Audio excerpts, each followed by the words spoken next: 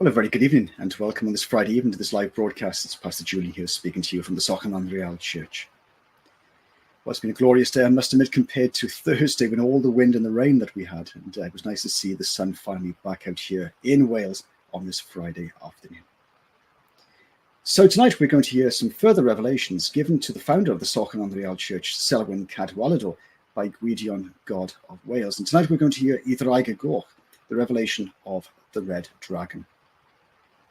Before we'll hear the revelation, let's go live to the sanctuary for a few moments of quiet reflection. Then following the reading of the revelation, we'll go back to the sanctuary where the holy fire is burning live in the sanctuary on this Friday evening. And we conclude with a final hymn, When a Knight Won His Spurs in the Stories of Rome. So let's go live to the sanctuary for a few moments.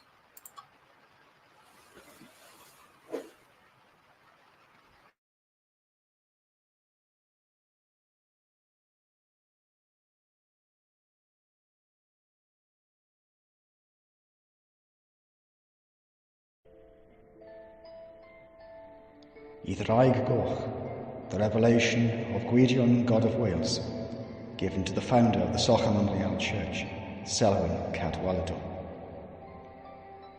At dawn I climbed up into Graig y Gair where Thomas Amen sleeps under a duvet of wild purple mountain heather. Looking down into the vast gorge below, the village and its settlements were hidden by the breath of Idraig y Goch in the cold morning air. Its breath had filled the entire gorge with white, billowing clouds. It was then that I called out to Idraig y Goch, but he was hidden amongst his very own breath, probably resting deep in Orgoth Pant Gam cave. A faint rumble was felt, and I noticed the rowan tree in front of me swaying, losing its autumnal red berries. Suddenly, out of the breath of Idraig y Goch ascending from the gorge, I gradually began to see him, his deep red scales shining in the morning rays of the eternal illumination of Gwydion. With fear and trepidation, I gazed in the dragon's eyes that shone deep golden bronze, and I immediately realized he could read my mind. And in that moment, in the chaos of the wind-swept mountain, he spoke in my mind to me.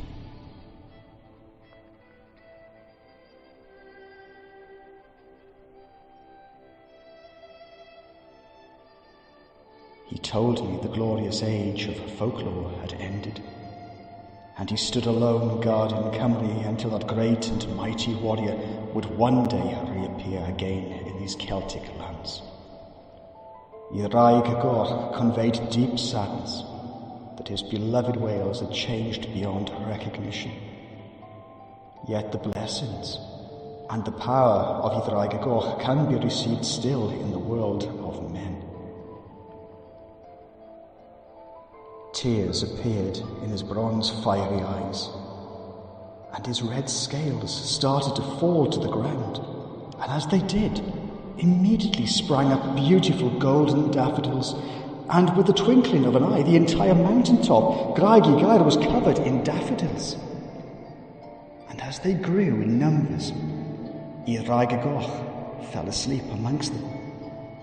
And that breath of his that had filled the gorge that autumn morning now covered the mountaintop, and Idraig y Goch vanished from sight as quickly and silently as he appeared unto me at Graig y Gair.